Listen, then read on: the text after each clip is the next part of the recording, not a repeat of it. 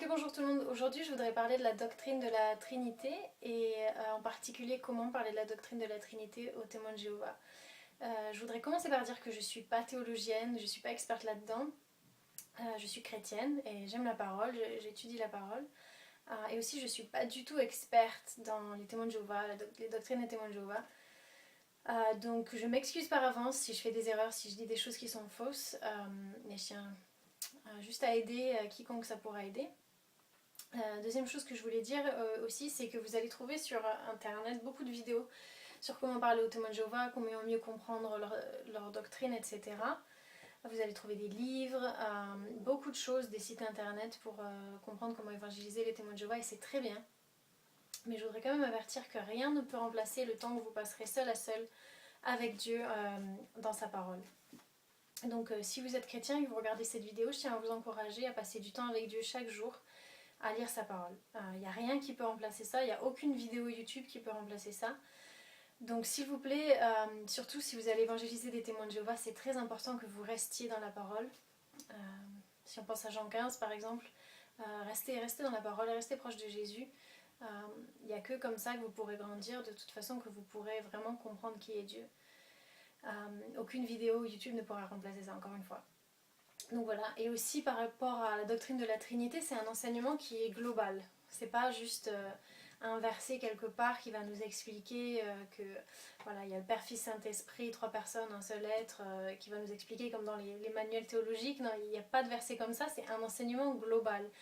Personnellement, je suis convaincue de la doctrine de la Trinité. Pourquoi? Parce que c'est la parole qui m'a convaincue. C'est vraiment quelque chose de biblique. Et c'est pour ça que je voudrais partager ça avec vous aujourd'hui. L'autre chose que je voulais dire, c'est que je pense pas que les témoins de Jéhovah en général comprennent vraiment quelle est la croyance chrétienne sur la Trinité. Et c'est pour ça que c'est important de le savoir vous-même, enfin pour vous-même, mais aussi pour aider les témoins de Jéhovah à comprendre.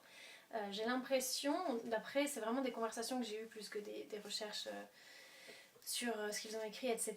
Mais j'ai l'impression que beaucoup de témoins de Jéhovah pensent que nous pensons en tant que chrétiens que Jésus est le Père. Ou que le Père est Jésus, que le Père est le Saint-Esprit, alors que la doctrine de la Trinité, ce sont trois personnes, Père, Fils, Saint-Esprit, un seul Dieu. Et c'est très important de se rappeler de ça. Je voudrais passer premièrement à des passages essentiels de la parole qu'il vous faut connaître et qui ont aussi des passages où on sera d'accord avec les témoins de Jéhovah. Donc là par exemple, ils m'ont donné récemment une Bible Nouveau Monde, donc c'est en italien, donc je ne vais pas la lire, mais ce sont des passages qui sont similaires à notre traduction.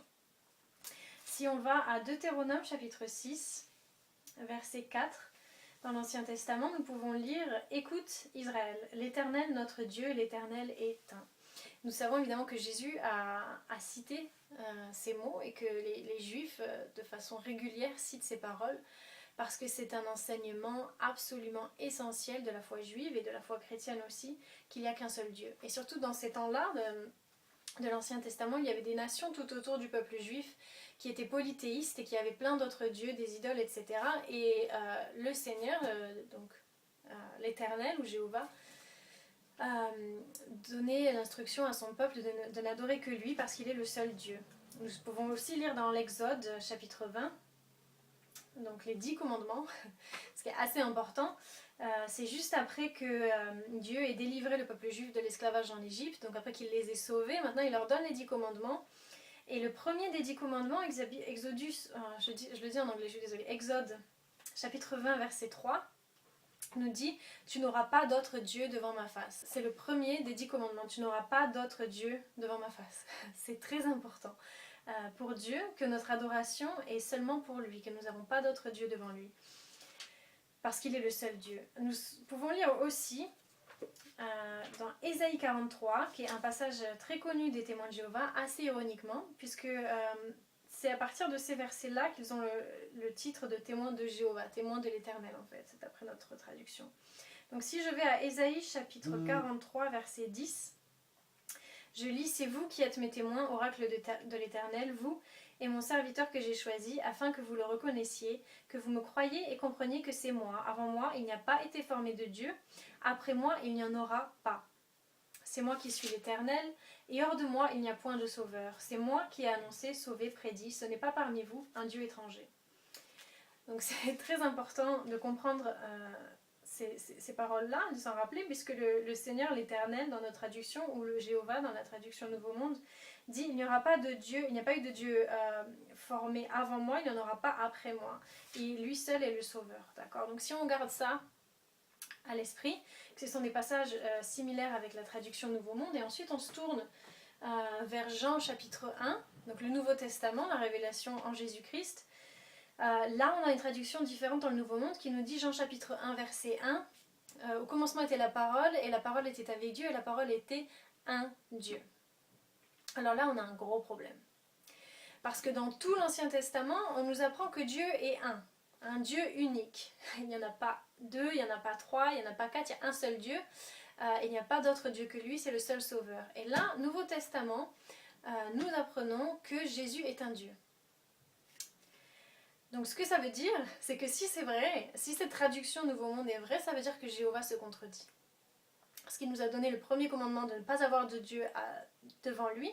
Il nous a dit qu'il n'y aura pas de Dieu après lui. Et ensuite il nous dit qu'il y a Jésus qui est un Dieu. Et si vous demandez à des témoins de Jéhovah, ils vont vous dire, d'après la lettre Colossiens, que Jésus a été créé, etc. Donc c'est un Dieu qui a été créé. Déjà, c'est pas possible qu'un Dieu soit créé, sinon il n'est pas un Dieu. Mais même si c'était le cas, ça veut dire que Dieu se contredit. Donc moi, ce que j'ai dit à mes amis témoins de Jéhovah, que je le répète aujourd'hui, c'est que si Dieu n'est pas fidèle avec sa parole, si Dieu n'est pas fidèle à sa parole, si Dieu ment, alors pourquoi est-ce que vous pensez qu'il sera fidèle dans votre vie et qu'il ne vous mentira pas à vous? Si Dieu ment, ne le suivez pas. Mais le Dieu que je sers ne ment pas. Il est le même hier, aujourd'hui et il sera le même demain. Parce que dans ma traduction, je ne lis pas qu'au commencement était la parole, et la parole était un Dieu, et la parole était avec Dieu, et la parole était un Dieu. Je lis qu'au commencement était la parole était avec Dieu, et la parole était Dieu. Jésus, donc après on apprend, je crois que c'est verset 11, que la parole a été faite chair, et ensuite on apprend que c'est Jésus-Christ.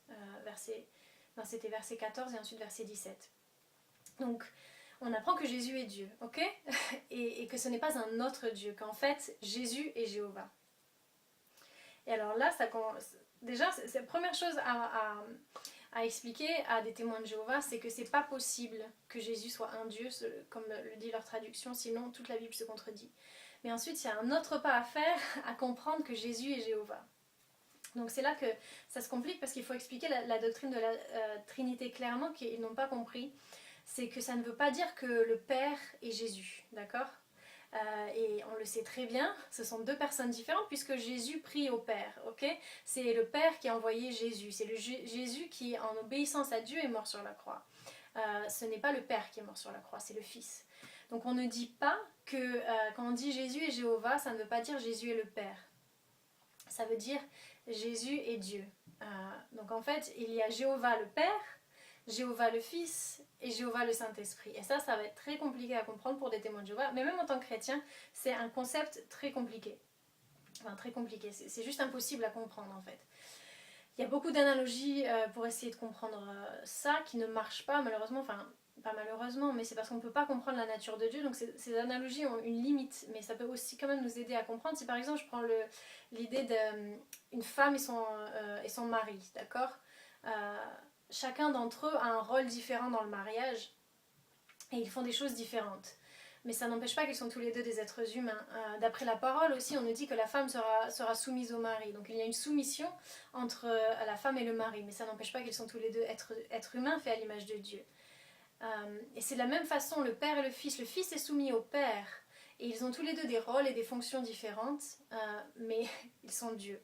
Là où l'analogie ne marche pas, c'est qu'un mari et une femme sont des êtres différents. Alors que le Père et le Fils sont le même être, la même essence, la même nature, mais des personnes différentes. Donc il y a une limite à cette analogie. On peut aussi prendre de façon similaire l'analogie d'un employeur et de son employé. Un employeur, par exemple, va envoyer son employé dans une autre zone pour trouver des clients, par exemple. Donc c'est l'employeur qui envoie l'employé. Mais ça n'empêche pas qu'ils sont tous les deux des êtres humains, ils ont la même nature. Même s'il y en a un qui est envoyé et l'autre qui est parti. Mais là aussi, l'analogie a une limitation, c'est que ce sont deux êtres différents, alors que le Père, le Fils et aussi le Saint-Esprit ont la même nature et sont 100% Dieu. Donc en fait ce que j'essaye d'expliquer, c'est que la Bible ne se contradit pas, on n'a pas besoin de changer un passage. En fait même si on change Jean 1, même si on change plein de versets de la Bible, c'est quand même l'enseignement général, l'enseignement global et une révélation graduelle tout au long de la Bible que Dieu est Père, Fils et Saint-Esprit éternellement, que le Fils n'a pas été créé, que le Saint-Esprit n'a pas été créé. D'accord? C'est une doctrine chrétienne essentielle puisque tout va découler de ça. Et en fait, c'est une doctrine qui nous amène à l'adoration. Parce que c'est vraiment merveilleux de penser que Dieu le Fils, par exemple, est mort pour nous. Et dans le psaume, il me semble que c'est psaume 49, il nous dit que aucun homme ne peut payer pour les péchés d'un autre homme. Et nous savons aussi que la Bible nous dit que seulement Dieu peut pardonner les péchés. Donc il fallait que Jésus soit 100% un homme, mais aussi 100% Dieu, pour qu'il puisse payer pour nos péchés, pour qu'il puisse nous racheter. Et donc c'est Dieu qui est mort sur la croix. C'est Dieu qui est mort sur la croix, Dieu le Fils. Et aussi c'est merveilleux de penser que Dieu éternellement était en harmonie dans cet amour éternel entre Père, Fils, Saint-Esprit, une relation entre lui-même, et que c'est vraiment, il n'avait pas besoin de nous créer. Il a créé le monde et les êtres humains à son image, mais il n'avait pas besoin de nous créer, il avait déjà l'harmonie et l'amour en lui-même. Et que aussi chaque personne de la Trinité a un rôle différent, mais c'est un rôle dans la rédemption, dans le salut de l'humanité. Et que donc l'essence même de Dieu, de la totalité de la nature de Dieu est en train de travailler à notre salut et à travailler à notre salut. C'est le Père qui a envoyé le Fils, c'est le Fils qui est venu de son propre chef à mourir sur la croix, c'est le Saint-Esprit qui nous sanctifie, c'est le Saint-Esprit qui nous fait naître de nouveau. Donc en fait, la totalité de la nature de Dieu travaille à notre salut. Donc c'est un Dieu qui est pour nous. C'est un Dieu qui est pour nous et c'est une doctrine merveilleuse. Je voudrais pas que ma vidéo soit trop longue, donc je vais m'arrêter là. Si vous avez des questions, vous pouvez m'en poser et j'essaierai d'être aussi claire que possible.